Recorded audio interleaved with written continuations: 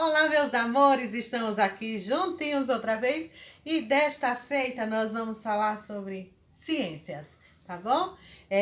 Vocês lembram que na aula passada, vamos direto ao assunto, pessoal? Na aula passada eu falei com vocês para vocês lerem o texto sobre o pau-brasil, não é isso? Então, quem leu? Parabéns! Você está desenvolvendo sua leitura, sua criatividade, sua imaginação. Você está crescendo culturalmente, tá? Além de melhorar a leitura, qualidade de compreensão de mundo, ó, show de bola. Quem não leu ainda, não perca tempo. Vou puxar tuas orelhas e vamos lá. Fazendo leitura, porque é bem interessante que nós possamos estar sempre lendo, porque quanto mais lermos, mais desenvolvidos nós ficaremos. E aí nós vamos para nosso caderno digital, na página 10, que fala sobre o pau-brasil. Vocês irão ouvir a leitura, já quem leu, parabéns, mas quem não leu, e mesmo quem já leu vai ouvir a leitura do texto e nós vamos discutir um pouquinho sobre isso. Então vamos lá. Pau-brasil. Terra Brasilis, como ficou conhecida a nova colônia de Portugal, teve a origem de seu nome diretamente ligada à exploração do pau-brasil e, portanto, ao início da destruição da Mata Atlântica. Olha que triste. Nativos da floresta tropicais, em especial no trecho da Mata Atlântica que vai do Rio Grande, no norte, ao Rio de Janeiro, o pau-brasil foi intensamente explorado, devido ao corante vermelho extraído de seu tronco. O corante extraído de seu tronco, a brasilina, foi muito utilizado para atingir tecidos e fabricar tinta para escrita. Atualmente, poucos exemplares dessa espécie são encontradas em estado nativo devido à intensa exploração extrativista. Prefeitura de Petrópolis, Secretaria do Meio Ambiente e Desenvolvimento Sustentável, pau-brasil. Foi esse o texto que eu pedi para vocês lerem, tá? O pau-brasil é uma árvore lindíssima. Eu não sei se vocês já tiveram oportunidade de ver. Se você ainda não teve oportunidade de ver, vai lá depois da nossa aula de hoje. Pesquisa lá, tá? Para vocês verem como é linda a árvore pau-brasil. É uma árvore frondosa, maravilhosa, tá? Ela, como o próprio texto diz, ela foi muito mesmo, né, extraída da nossa terra. E nós recebemos o nome de Brasil por conta da quantidade imensa que tinha dessa árvore chamada pau-brasil. Além deles usarem, né, da sua casca, retirar essa tinta vermelha que servia para pintar os tecidos, né, e serviam também para colocar no tinteiro para escrever, que vocês sabem que naquela época não existia a caneta que nós temos hoje, né? Era a caneta de tinteiro, uma pena, e tinha lá a tinta, molhava na tinta e faziam as escritas. Então, aquela tinta também era fabricada, extraída do pau-brasil. Além de tudo isso, o texto aqui não fala, mas nós que conhecemos a história do Brasil, o pau-brasil também era uma madeira muito boa e eles começaram a extrair esta madeira para fazer os seus barcos, os seus navios, tá? Porque eles, naquela época, as viagens todas eram feitas de navio, né? Através das águas pluviais. Então, eles utilizavam essa madeira para fazer também esses equipamentos, né? Esses barcos. E aí nós começamos a destruir, né, a nossa Mata Atlântica desde essa época.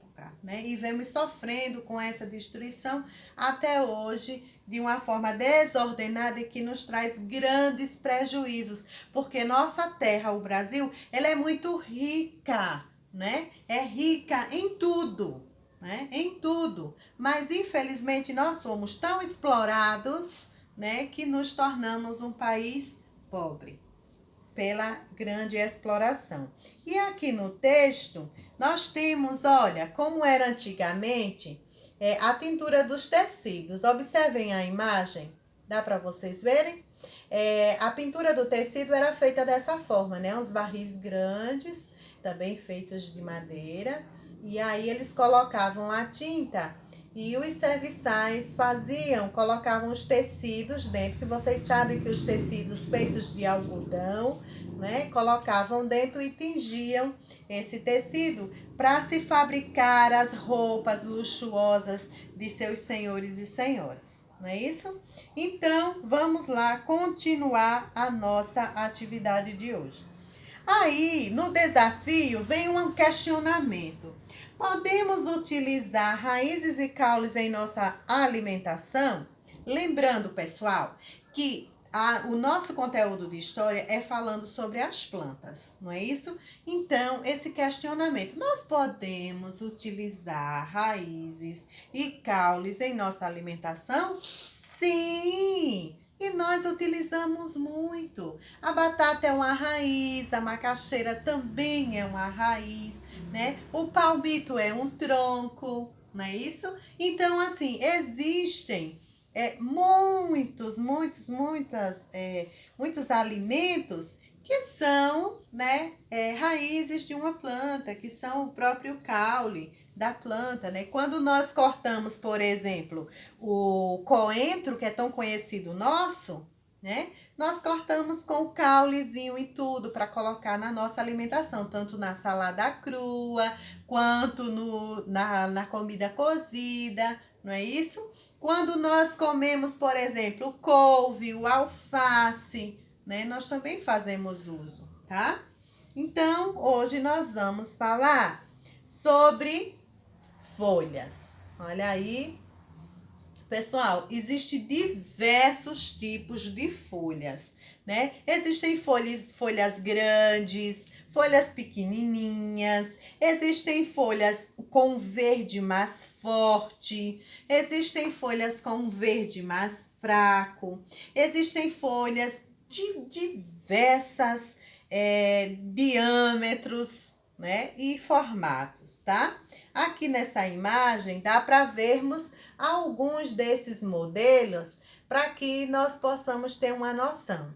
Observem que quando nós, por exemplo, pegamos, vamos aproveitar a deixa do coentro, a folha do coentro é diferente da folha de por exemplo, de couve, né? É diferente da folha de alface.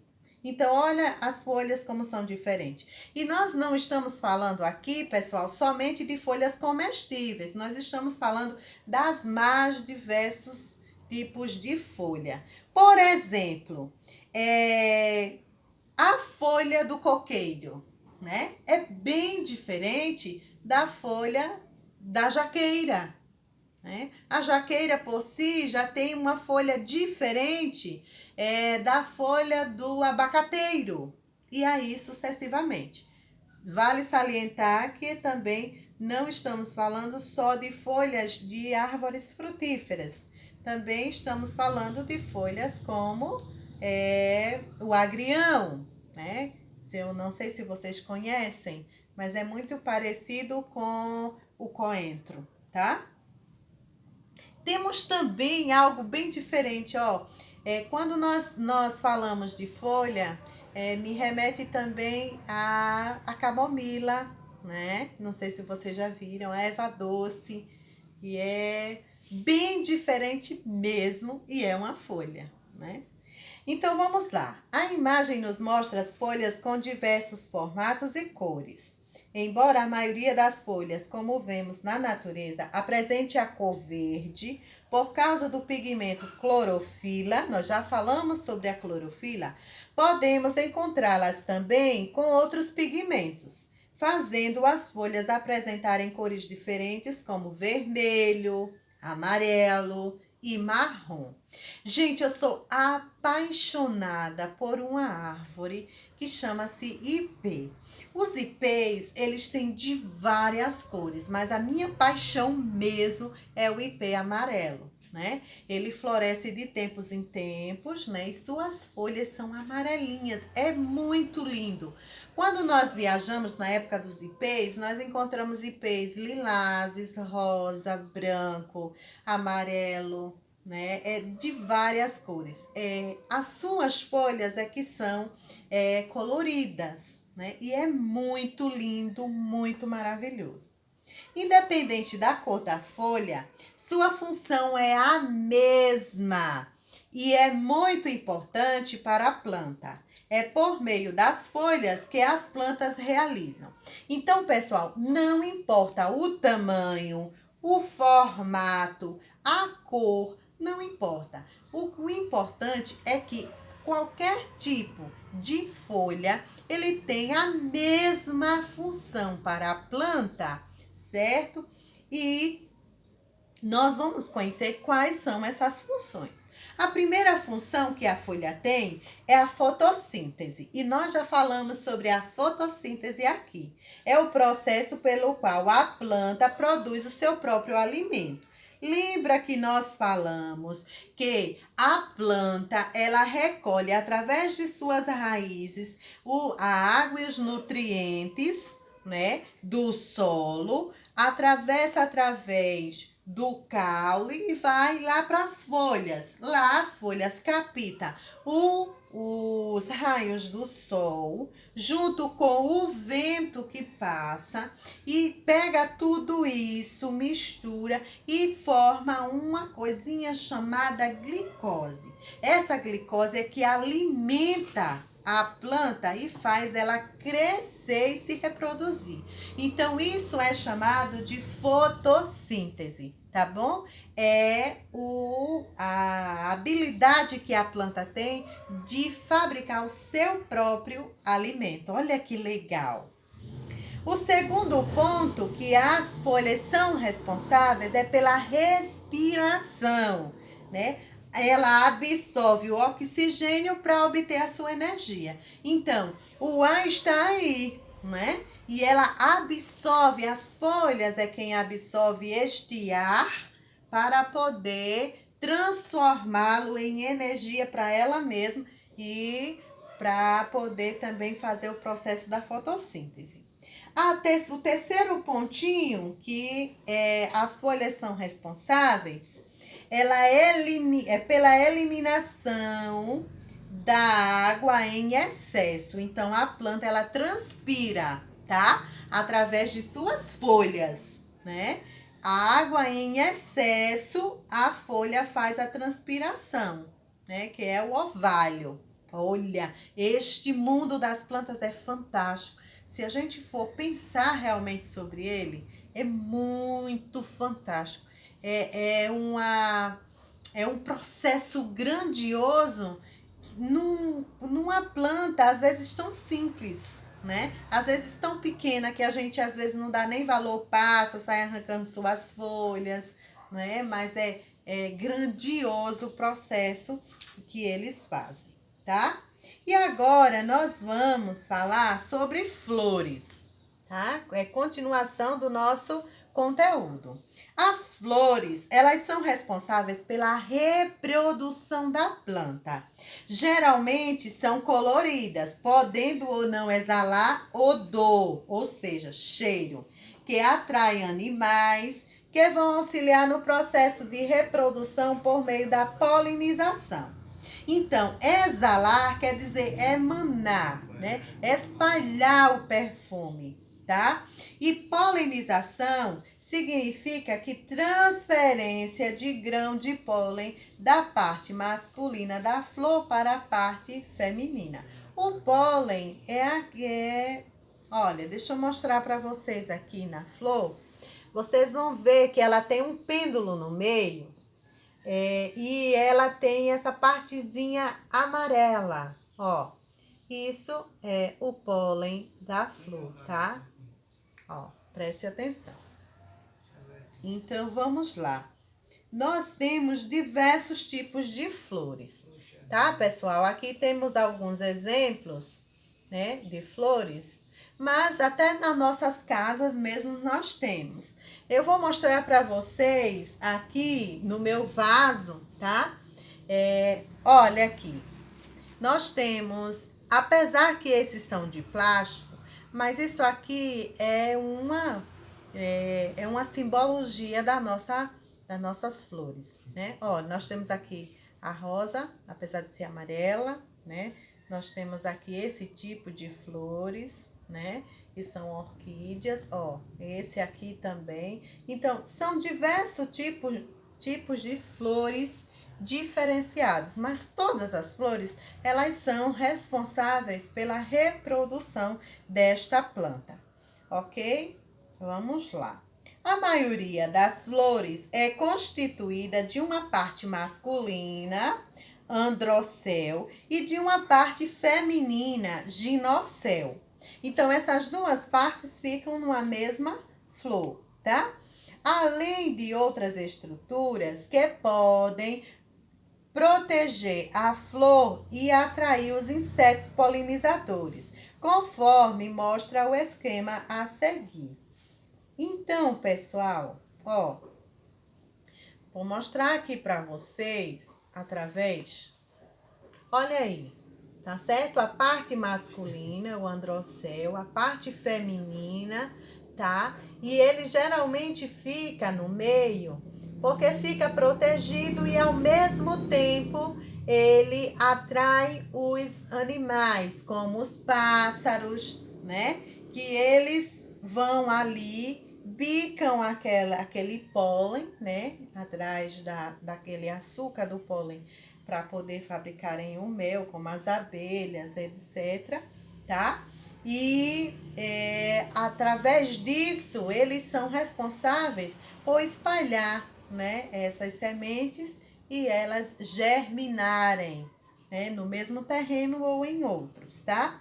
O gineceu, a parte feminina, onde as sementes são geradas. Olha aqui bem em cima, tá? O ginoceu, onde são geradas aqui a parte feminina, tá? Aqui do lado nós temos o androceu, que é a parte masculina e produtora dos grãos do pólen, ó, fica duas ao lado, tá?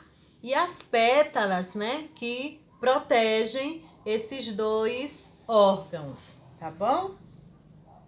As pétalas geralmente são coloridas e elas é quem atrai os insetos, né? Então vamos lá, polinização e seus agentes.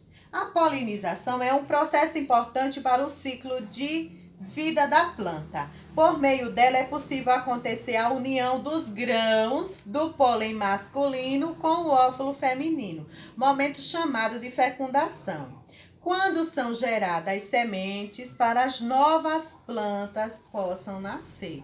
Então, a polinização é esse processo, quando junta, né, a parte masculina com a feminina, e aí formando uma nova semente, e essa sementinha pode dar origem a novas outras plantas. O pólen também pode ser levado de uma flor para outra pelo vento. Olha aí a função do vento também. Mas das plantas que apresentam flores, a maioria é polinizada por algum tipo de animal, principalmente insetos como borboletas e abelhas. Aves como beija-flor e até mesmo os morcegos também atuam nessa polinização. Então, pessoal, ó, essa polinização, essa junção da parte masculina com a feminina para produzir uma nova semente, né? A gente fala uma, mas são várias sementes, para que essa planta consiga várias outras plantinhas, elas podem ter a ajuda do vento, das borboletas, não é? Das abelhas, como eu já tinha falado, o beija-flor e até mesmo aquele inseto que muitos não gostam, que é o morcego, né? Eles também levam de uma planta para outra, né? E aí essas sementes às vezes caem no caminho e vão germinando, tá bom? Então vamos lá.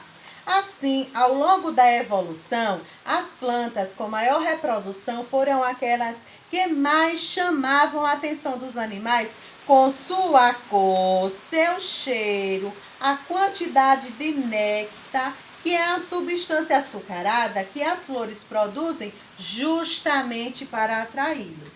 Então, as plantas que têm maior, as cores chamam mais atenção desses outros elementos, desses insetos e aves, né? Que tem um pólen mais docinho, né? A cor também chama atenção e o odor também. Essas flores têm a chance de ser mais polinizadas, né?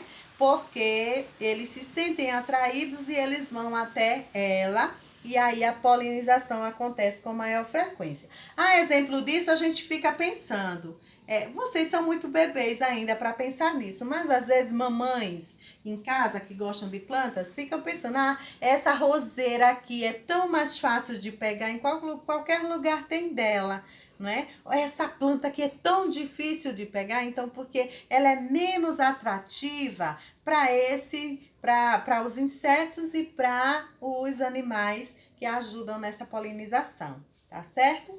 Então, olha aqui, nós temos aqui os nossos insetos e aves que ajudam na polinização, tá vendo aí? A abelha, a borboleta, a mosca, o beija-flor e o morcego. Você imagina o que esses animais estão fazendo nessas flores? Então, pessoal, eles estão se alimentando do néctar. E essa relação entre os animais e outras flores é muito benéfica, pois por meio deles as flores conseguem se reproduzir. Não é legal sabermos sobre isso? Então, essa foi a nossa aula de hoje e assim nós vamos continuar esse assunto na nossa próxima aula, se Deus assim nos permitir. Um grande beijo e até a próxima aula!